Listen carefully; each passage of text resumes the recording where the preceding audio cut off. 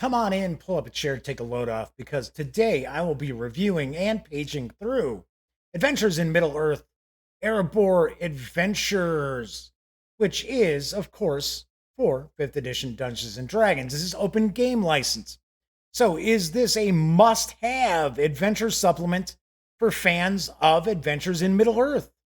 Well, you will find out right after this.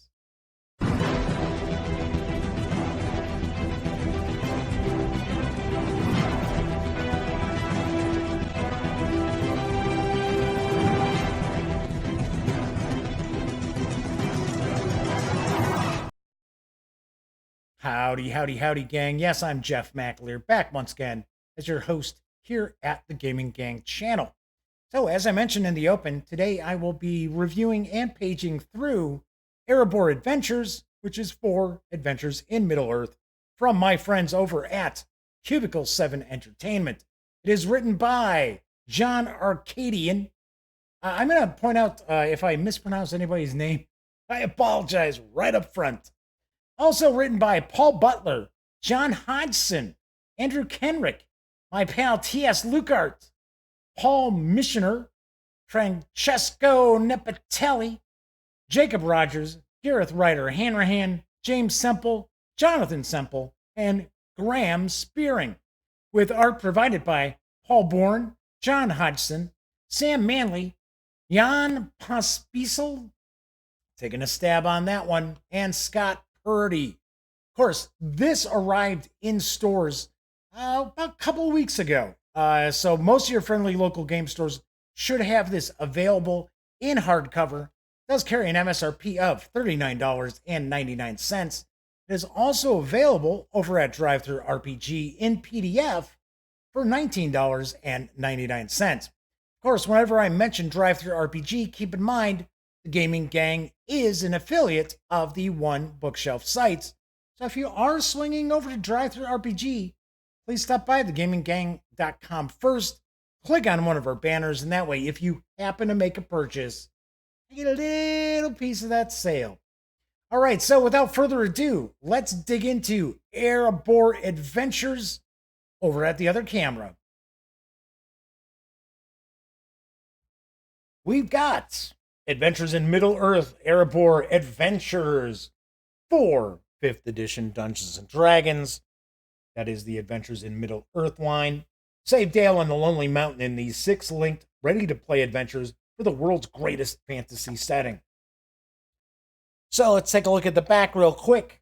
With the death of Smaug, Wilderland has been spared the terror of Dragonfire, and the plans of the Dark Lord to bring devastation and savage swords upon the free folks of the North have been foiled. But the enemy knows that in times of peace, there is a subtler way to reach the heart of dwarves and men: treachery. Visit the kingdom of Bard the Dragon Slayer, see the wondrous toy market of Dale and the reconstructed lake town. Gain access to the halls of the king under the mountain as you side with Balin, son of Fundin, in his search to foil a conspiracy threatening to bring war to the north. As I mentioned, there are 6 ready-to-play adventures within this book. I do want to mention these adventures originally appeared in the Laughter of Dragons, which is for the One Ring role-playing game from Cubicle 7 Entertainment. And I have reviewed this. I did review this book previously back in March. So I am going to kind of go a little quicker in my review here, simply because you can always refer to I think it was March 21st. It was on the live show. It was on the Daily Dope that I did review The Laughter of Dragons. But I'm still going to tackle aspects of this book. I'm not just going to flip through it and be like, oh, well, check out the other video. So anyway, jumping on in, let's talk about the quality of the book. Once again, Cubicle 7, top notch. They always provide really, really excellent quality as far as the paper stock, the binding, everything. Of course, you have a particular art style that's being utilized in the One Ring as well as Adventures in Middle Earth. So all this artwork is, of course, once again, originally appeared in the Laughter of Dragons. So we get a bit of bit of a start off on how to use the book, a guide. There are, as I mentioned, 6 adventures. These adventures are not for starting characters. So you'll see here the Silver Needle, which launches the entire campaign, is for heroes of level 6 or 7, as opposed to just starting off easily. Also, there's some notes about experience awards as well, and where you might, if you are not necessarily tied into your experience points as far as levels, then some areas where you can look to level up the characters as well. So the adventure starts off, the campaign starts off with, I don't want to say a fairly minor adventure. It's a pretty good adventure. You're going to be tackling a den of thieves. One thing about this, and once again, sorry to say, I've got to introduce some spoilers here. One aspect of this that might throw some people off is that there is an evil hobbit involved in this. Now, of course, if Dungeons and Dragons is old hat to you, well, evil halflings aren't any big deal. But then again, you don't really normally see that in a Middle Earth sort of setting. Normally, hobbits are not evil, but it is a pretty decent adventure to get you started off with. One of the aspects of it that I like is the actual needle itself. The needle is a magic item. It does something pretty cool. So, and it's not one of these, well, it just gives you a +1 dexterity. It's got a cool effect that can be used. All right, so next adventure we'll get into. This is where we get to see the toy market. You'll notice the artwork. A lot of the individual kind of like bio artwork is all kind of pencil sketch, ink sketch. The artwork's pretty solid throughout. I will mention that we do see some of the artwork recycled through the book, which I thought was a little unusual. I'm not used to seeing that from Cubicle 7. Okay, so moving right along. Of course, as mentioned, the characters are being recruited by Balin to investigate these goings on that are all taking place in the northern area. So you're not going to travel all across Middle Earth in this campaign. This campaign takes place in a fairly localized area. But I mean, there's plenty of opportunity for, adventure during the travels as well. Another aspect of this too that I do want to point out is this campaign takes place over a series of years. So some lore keepers out there, lore masters, I should say. Why do I keep getting that wrong? Some lore masters out there might consider, if they want to run this all at one shot, is maybe have the players create characters specifically for this campaign. That is a possibility.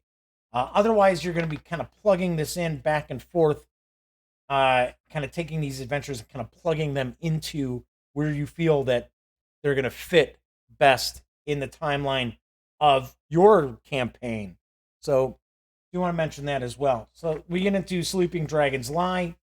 So one of the aspects I thought was a little odd was we had another dragon.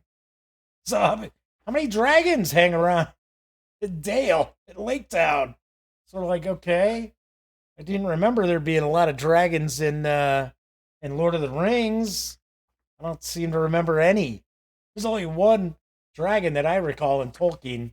Although I got to be honest, I don't remember the Silmarillion at all. I read it once and that was enough. Anyway, but this is actually a pretty good adventure. I'm just kind of surprised that we get kind of another dragon. There is a sorcerer that people are trying to figure out. Who is this mysterious sorcerer? And got to point out, once again, here comes a spoiler. It's actually a Nazgul. Because the whole premise of this is that Sauron is trying to manipulate the dwarves and the men and trying to get them at each other's throats. And it turns out that Sauron's actually even influencing Balin also. So he's being taken advantage of as well. Another thing that I mentioned when I did my review for The Laughter of Dragons, which really doesn't apply so much to Adventures in Middle Earth, was I felt that there was a little more combat than most players of the One Ring are probably used to. Uh, a lot of people who enjoy the One Ring are more into the whole kind of like fellowship story and the journey. And yeah, they like to have combat, but not tons and tons of combat. And that is not the focus of that game system at all. It's got very, very say I don't want to say rules light, but lighter combat rules than fifth edition does. Fifth edition is pretty easy as far as your combat system.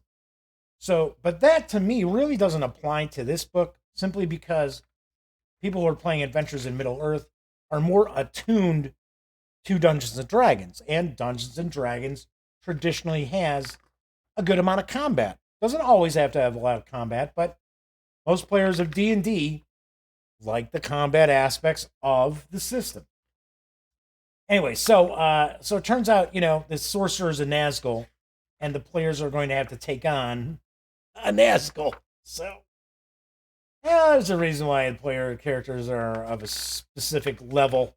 It's not for starting characters at all. All right, so almost finished up here with the final adventure. There we go. There's the Nazgul. We're going to have some information about Nazguls in an appendix coming up. Right there, the Nazgul of the North. Got 3 appendixes. So we've got that. We also have lore master characters as well as places and things. And we get a little ad for Player's Guide, as well as Bree Region Guide and Lonely Mountain Region Guide. And that is what we find when we page through Adventures in Middle-earth, Erebor Adventures. So let's swing on over to the other camera, and I will give my final thoughts and my review score. All right, so there's your look at Adventures in Middle-earth, Erebor Adventures from Cubicle 7 Entertainment. Once again, this is open game license for 5th edition Dungeons & Dragons. So let me sum everything up and then give this my review score. While we were taking a look at the book, I did mention that the actual physical quality of the book is excellent. We've come to expect that from Cubicle 7 Entertainment. Top notch. Like the artwork's pretty consistent. I do like it. I would have liked to see a little more color artwork, but that's okay. And of course, some of the Tolkien-esque artwork that's utilized in both The One Ring as well as Adventures in Middle-earth has kind of a muted tone to it as well. So, kind of relaxing almost, to be honest. So I do like the artwork. I do think you are getting a quality product. It's going to hold up to paging back and forth while you're using it at the table as well.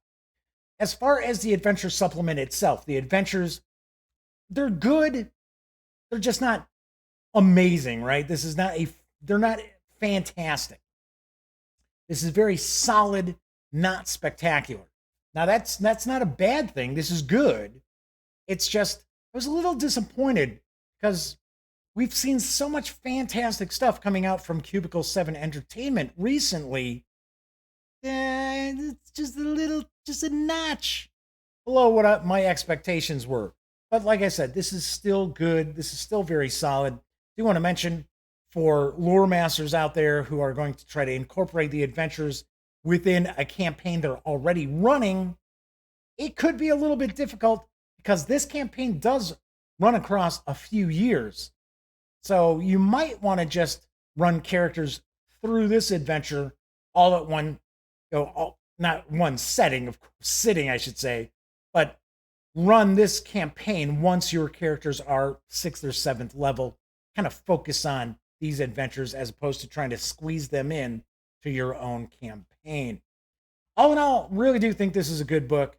That's why I give it an 8 out of 10. A solid purchase, especially if you are fans of Adventures in Middle-earth for 5e open game license. All right, that's it for this review. Don't forget, catch me live Mondays through Fridays right here on YouTube. at 7 p.m. Central as I present The Daily Dope and the latest tabletop gaming news. Of course, when you're not watching videos on the Gaming Gang channel, be sure to visit gaminggang.com for all the latest in gaming news, reviews, comics, movies, TV. You know the drill. Get your geek on at gaminggang.com. If you like this video, give it a quick thumbs up. And of course, if you haven't subscribed to the channel, please do. If you do, don't forget, ring that little bell. It'll notify you not only of when I upload videos such as this, but also tell you when the live stream kicks off. Of course, that's it for this time. I will be back next time, and thank you very much for watching. And until I see you next, happy trails.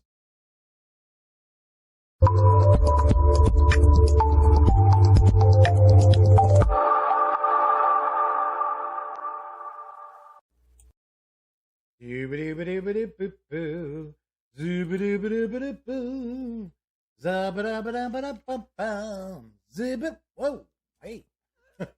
I didn't realize that you were still here. Well, if that's the case, then allow me to share the following information with you that I only have 20 seconds to do. So let's all take a deep breath. So if you would like to subscribe to the Gaming Gang channel, please click right here. If you want to check out the latest episode of The Daily Dope, click right here. And if you'd like to check out a randomly selected standalone video, by all means, click right here. Once again, I'm Jeff McAleer, and thanks for watching.